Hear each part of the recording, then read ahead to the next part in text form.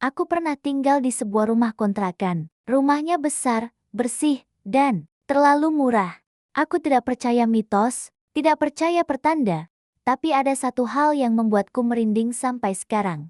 Setiap malam, rumah itu seperti menghitung orang yang ada di dalamnya. Dan jumlahnya selalu lebih banyak dari yang seharusnya. Aku akan ceritakan semuanya, pelan-pelan. Karena kalau kamu dengar sampai habis, kamu akan mengerti kenapa aku tidak pernah berani tinggal sendirian lagi. Semua berawal dari, aku dapat rumah itu dari seorang agen. Dia tidak banyak bicara, hanya menunjukkan kunci, memberi alamat, lalu pergi cepat, seperti dikejar waktu. Rumahnya 2 lantai, halaman depan luas, pagar besi berdecit kalau dibuka. Dan yang paling aneh, lampu terasnya menyala dengan warna kuning hangat. Padahal saat itu siang. Aku sempat bertanya, lampunya nyala terus ya? Agen itu menoleh sebentar. Wajahnya datar, biar kelihatan rumahnya hidup. Katanya, aku tertawa kecil, menganggap itu candaan. Tapi setelah aku menaruh tas di ruang tamu, aku sadar sesuatu. Rumah itu sunyi, sunyi yang tidak normal. Bukan sunyi karena sepi, tapi sunyi seperti rumah itu sedang menahan napas. Malam pertama aku tidur di kamar lantai bawah. Aku sengaja memilih kamar bawah, biar lebih mudah kalau ada apa-apa. Aku pasang kipas angin, matikan lampu, dan mencoba tidur. Jam 2 lewat sedikit. Aku terbangun, bukan karena mimpi, bukan karena suara hewan, tapi karena suara krek, seperti kayu tua ditarik pelan. Lorong itu gelap, udara di sana lebih dingin dari kamar. Dan saat cahaya senter menyapu dinding, aku melihat sesuatu. Ada jejak kaki basah, jejaknya berhenti di depan pintu kamar yang tidak kupakai. Lalu aku mendengar suara, hih, napas. Bukan napas orang tidur, tapi napas yang sadar. Aku mundur, punggungku dingin. Aku balik badan, berjalan cepat ke kamar, mengunci pintu, dan duduk di ranjang. Aku bilang pada diri sendiri, mungkin tikus, mungkin pipa, mungkin angin. Tapi dalam hati aku tahu, rumah itu baru mulai memperkenalkan dirinya. Besoknya aku berkenalan dengan tetangga, seorang bapak tua bernama Pak Arman. Wajahnya ramah, tapi matanya seperti orang yang sudah melihat banyak hal. Dia tanya, "Kamu yang pindah ke rumah itu?" Aku mengangguk. Pak Arman tidak langsung menjawab. Dia menatap rumahku lama, seperti memastikan sesuatu masih ada di sana. Lalu dia berkata pelan, "Kalau malam, jangan sering buka pintu depan." Aku tertawa. "Kenapa, Pak? Takut maling?" Pak Arman menggeleng. "Bukan maling." Aku diam. Dia melanjutkan, "Kalau kamu dengar orang mengetuk, jangan jawab.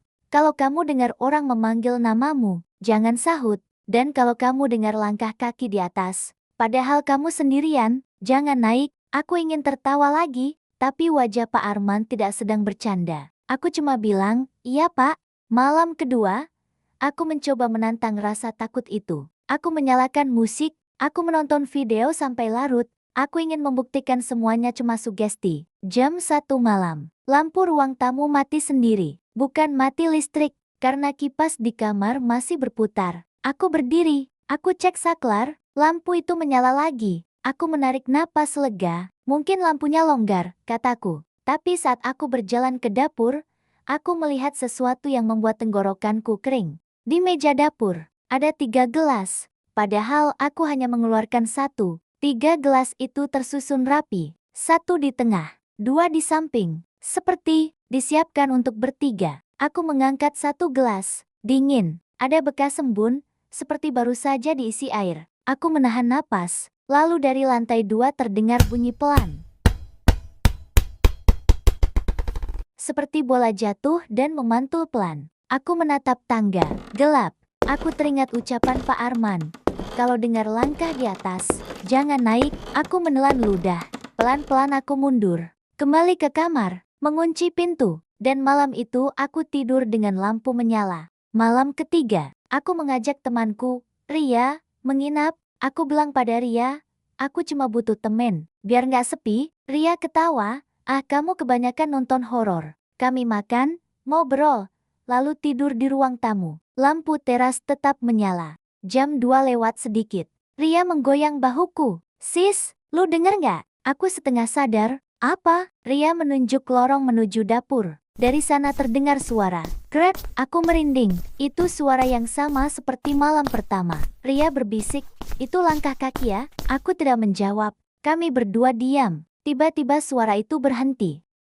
Hening. Lalu, suara lain terdengar. Ketukan, bukan dari pintu depan, bukan dari jendela. Ketukan itu, dari dalam rumah. Seolah ada seseorang mengetuk dari balik pintu kamar kecil yang tidak kupakai. Ria menatapku, pucat. Aku berbisik, jangan buka. Ria mengangguk. Tapi saat itu, pintu kamar kecil itu berbunyi pelan. Seperti gagang pintunya diputar. Ria menutup mulutnya menahan suara. Aku menatap pintu itu. Lampu ruang tamu redup, seperti tidak kuat menyala. Dan di bawah pintu kamar kecil, muncul cahaya tipis. Bukan cahaya putih, cahaya kekuningan, seperti lampu teras. Aku tiba-tiba sadar sesuatu yang membuat darahku dingin. Lampu teras selalu menyala, seperti ada yang menjaga, atau ada yang ingin terlihat. Ria mengambil ponselnya, menyalakan senter. Cahaya senter menyapu pintu kamar kecil itu. Dan saat itu, ketukan berhenti, hening lagi. Ria berbisik, "Lu, tinggal sendirian beneran di sini?" Aku mengangguk, tapi tenggorokanku terlalu kering untuk bicara. Tiba-tiba terdengar suara pelan dari belakang kami. Bukan dari lorong, bukan dari kamar kecil, tapi tepat di belakang sofa, seperti suara orang menghela napas. Ria menoleh cepat. Aku menoleh, tidak ada siapa-siapa. Tapi sofa itu tertekan sedikit, seperti baru saja ada yang duduk. Lalu berdiri. Ria berdiri, panik. "Gue pulang sekarang." Aku menahan. "Jangan, malam-malam." Ria menatapku. "Sis, di rumah lu ada orang ketiga." Kalimat itu membuat ruangan terasa lebih sempit. Aku mengantar Ria sampai pintu depan. Lampu teras menyala terang. Saat Ria membuka pagar, pagar berdecit keras. Dan pada detik itu, aku melihat bayangan di balik kaca jendela ruang tamu. Ada sosok berdiri, tinggi, diam, tidak bergerak. Aku membeku. Ria tidak melihat. Dia sudah melangkah pergi. Aku berdiri di teras sendirian, dan lampu teras itu mulai berkedip pelan, seperti sedang tertawa. Besoknya aku menemui Pak Arman. Aku tidak tahan lagi, aku cerita semuanya. Pak Arman mendengarkan, lalu menghela napas panjang. "Jadi kamu sudah diajak bertiga," katanya. Aku bingung, apa maksudnya Pak?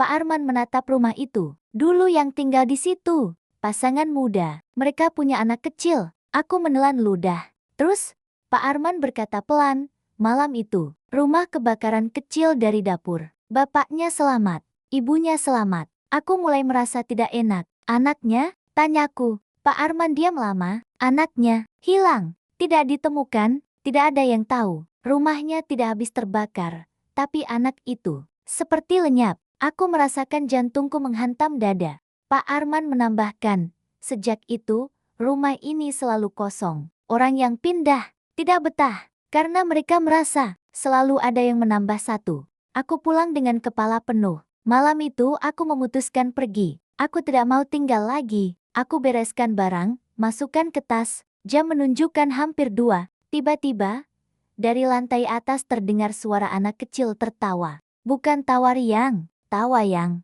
terlalu pelan, terlalu dekat. Aku membeku, lalu terdengar suara langkah kecil berlari di atas. Aku menatap tangga, dan aku sadar, aku meninggalkan satu barang penting di kamar atas, dompetku. Aku menahan napas, memaksa diri naik. Tangga itu dingin. Setiap langkah seperti membuat udara semakin berat. Di lantai atas, ada satu kamar terbuka sedikit. Padahal semua kamar atas seharusnya terkunci. Dari celah pintu itu, keluar cahaya kekuningan, seperti lampu teras. Aku mendekat perlahan. Jantungku seperti mau pecah. Aku menempelkan telinga ke pintu, dan aku mendengar suara paling pelan.